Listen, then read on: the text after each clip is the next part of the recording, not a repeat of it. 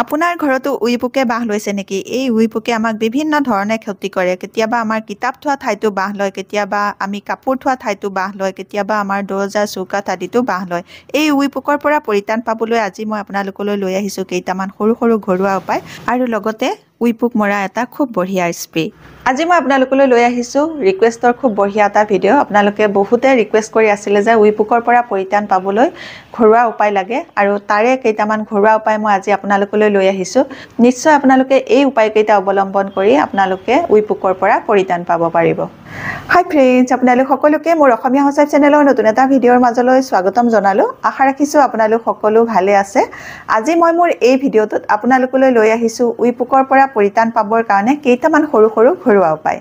এই উইপোকৰ পৰা পৰিত্ৰাণ পাবলৈ বজাৰত বিভিন্ন ধৰণৰ ৰাসায়নিক দৰৱসমূহ পোৱা যায়, যিবোৰ আমি ঘৰৰ ভিতৰত য'তে ত'তে দিব নোৱাৰোঁ। আমি কিতাপ পত্ৰ থোৱা ঠাইতো দিব নোৱাৰোঁ, কাপোৰ থোৱা ঠাইতো সেই দৰৱসমূহ দিব নোৱাৰোঁ, কাৰণ সেইবোৰ বহুত বিষাক্ত হয়। এই উইপোকৰ পৰা পৰিত্ৰাণ পাবলৈ এতিয়া মই আপোনালোকক কেইটামান সৰু সৰু ঘৰুৱা উপায় ক'ম।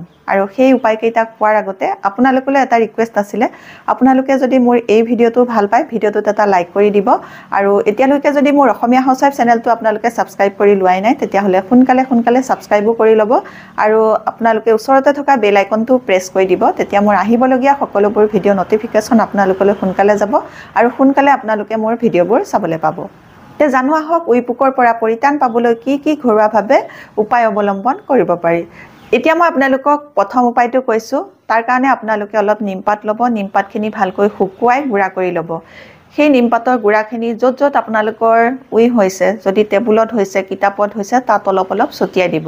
যদি কাপোৰ থোৱা আলমাৰিত হৈছে, তেতিয়াহ'লে সেই আলমাৰিটো য'ত য'ত হৈছে তাতে অলপ অলপ ছটিয়াই দিব। তেতিয়া আপোনালোকৰ কাপোৰো নষ্ট নহয় আৰু উইপোকো দূৰ হ'ব।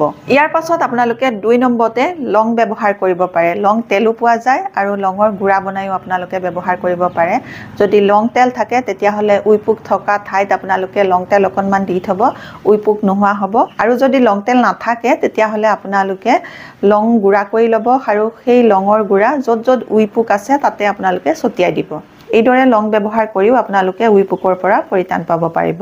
ইয়াৰ পাছৰ উপায়টো কৈছোঁ।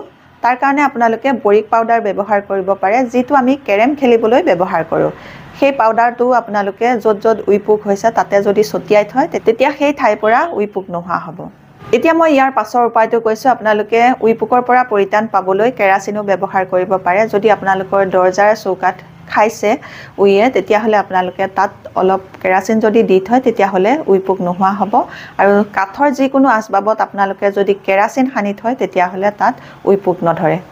ইয়াৰ পাছত আৰু এটা উপায় কৰিব পাৰে, কপোৰ যিটো আমি পূজাত ব্যৱহাৰ কৰোঁ, সেই কপোৰটো আপোনালোকে অলপ গুড়া কৰি ল'ব আৰু য'ত য'ত আপোনালোকৰ উইপোক হৈছে সেই উইপোক থকা ঠাইত আপোনালোকে কপোৰ ছটিয়াই দিব। তেতিয়াও এই উইপোকৰ পৰা পৰিত্ৰাণ পাব পাৰি। উইপোকৰ পৰা পৰিত্ৰাণ পাবলৈ এতিয়া মই আপোনালোকক ইয়াৰ পাছৰ উপায়টো কৈছোঁ। তাৰ কাৰণে আপোনালোকে নেপথেলিনৰ গুটি ব্যৱহাৰ কৰিব পাৰে। নেপথেলিনৰ গুটি 2টা ল'ব, ভালকৈ গুড়া কৰিব আৰু য'ত য'ত উইপোক আছে তাতে আপোনালোকে ছটিয়াই দিব। তেনেদৰে কৰিলেও উইপোকৰ পৰা পৰিত্ৰাণ পাব পাৰিব। এতিয়া মই আপোনালোকক উইপোকৰ পৰা পৰিত্ৰাণ পাবলৈ খুব বঢ়িয়া এটা স্প্ৰে তৈয়াৰ কৰি দেখুৱাম আৰু সেইটো তৈয়াৰ কৰাৰ আগতে ঘৰৰ বাহিৰৰ পৰা উইপোক দূৰ কৰিবৰ কাৰণে কি কি উপায় অৱলম্বন কৰিব পাৰে তাৰ 2টা উপায় কৈ লৈছোঁ। ঘৰৰ বাহিৰৰ উইপোকৰ পৰা পৰিত্ৰাণ পাবলৈ আপোনালোকে উতলা গৰম পানীত সৰহকৈ অলপ নিমখ ঢালি ল'ব আৰু ভালকৈ মিক্স কৰি আপোনালোকে য'ত উইপোক আছে তাত আপোনালোকে ঢালি দিব। তেনেকৈ কৰিলে উইপোক মৰি যাব আৰু আপোনালোকে উইপোকৰ পৰা পৰিত্ৰাণ পাব। ঘৰৰ বাহিৰত হোৱা উইপোকৰ পৰা পৰিত্ৰাণ পাবলৈ এতিয়া মই আপোনালোকক 2 নম্বৰ উপায়টো কৈছোঁ। অলপমান পানীত আপোনালোকে সৰহকৈ জলকীয়া গুড়া অলপ মিহলাই ল'ব আৰু সেই পানীখিনি আপোনালোকে উইপোক থকা ঠাইত ঢালি দিব, নহ'লে খুব বেছিকৈ ছটিয়াই দিব। তেনে কৰিলেও উইপোক নোহোৱা হ'ব।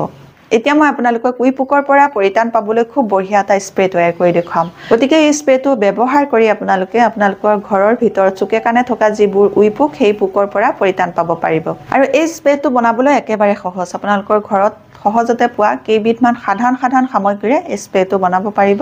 আৰু তাৰ কাৰণে কি কি বস্তু লাগে, কেনেকৈ বনাব লাগে চাওঁ বলক। ঘৰৰ পৰা উইপোক নোহোৱা কৰিবলৈ এতিয়া মই আপোনালোকক খুব বঢ়িয়া এটা স্প্ৰে তৈয়াৰ কৰি দেখুৱাম। আৰু তাৰ কাৰণে মই প্ৰথমে আনিছোঁ এয়া নেপথলিনৰ গুটি আৰু এই নেপথলিন মই এটা লৈছোঁ আৰু এটাও সম্পূৰ্ণ নালাগে।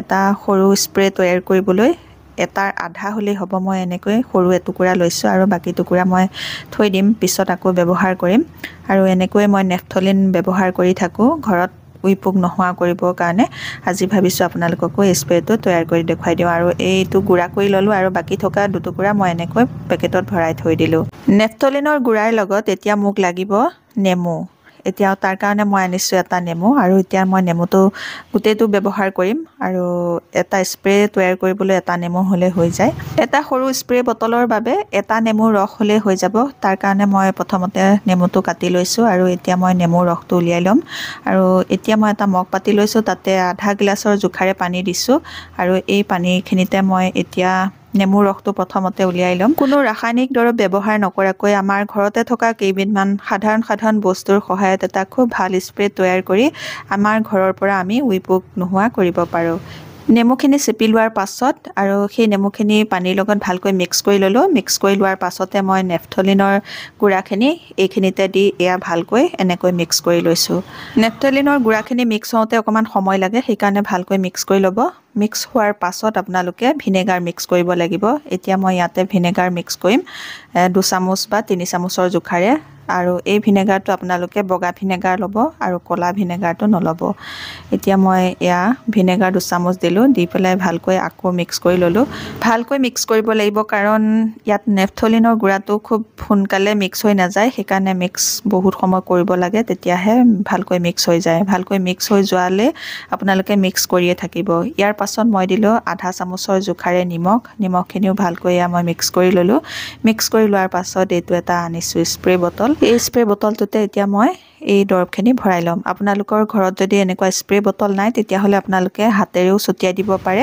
আৰু যদি স্প্ৰে বটল আছে এনেকৈ আপোনালোকে স্প্ৰে বটলত ভৰাই ল'ব আৰু য'ত আপোনালোকৰ ঘৰত উই পোক হৈছে তাতে আপোনালোকে এনেকৈ স্প্ৰে কৰি দিব এনেধৰণে আপোনালোকে ঘৰতে খুব সহজে ঘৰুৱা বস্তুৰে উই পোক নোহোৱা এটা দৰৱ তৈয়াৰ কৰি ল'ব পাৰে এতিয়া এই স্প্ৰেটো কেনেকৈ তৈয়াৰ কৰিলে আপোনালোকে দেখিলে একেবাৰে সাধাৰণ কেইবিধমান সামগ্ৰীৰে আপোনালোকে এই স্প্ৰেটো তৈয়াৰ কৰি ল'ব পাৰিব আৰু আপোনালোকৰ ঘৰৰ ভিতৰত যি চুকে কাণে উই পোক আছে সেই উই পোকত যদি আপোনালোকে এই স্প্ৰেটো ছটিয়াই দিয়ে তেতিয়াহ'লে তাৰ পৰা আপোনালোকে পৰিত্ৰাণ পাব পাৰিব আজিৰ এই ভিডিঅ'টোত মই আপোনালোকক উই পোকৰ পৰা পৰিত্ৰাণ পাবলৈ কেইবাটাও ঘৰুৱা উপায় ক'লোঁ আৰু এটা খুব বঢ়িয়া স্প্ৰে তৈয়াৰ কৰি দেখুৱালোঁ আপোনালোকে নিশ্চয় এই ভিডিঅ'টো ভাল পাইছে যদি ভাল পাইছে মোৰ ভিডিঅ'টোত এটা লাইক কৰিব আৰু মোৰ অসমীয়া হাউচৱাইফ চেনেলটো আপোনালোকে ছাবস্ক্ৰাইব কৰি আপোনালোকৰ ফ্ৰেণ্ডৰ লগতো এই ভিডিঅ'টো শ্বেয়াৰ কৰি দিব আজিৰ এই ভিডিঅ'টো মই ইমানতে সামৰিম নতুন এটা ভিডিঅ'ৰ সৈতে নতুন এটা বেলেগ টিপছৰ সৈতে আপোনালোকৰ মাজলৈ আকৌ আহিম তেতিয়ালৈকে নমস্কাৰ আজিলৈ আহোঁ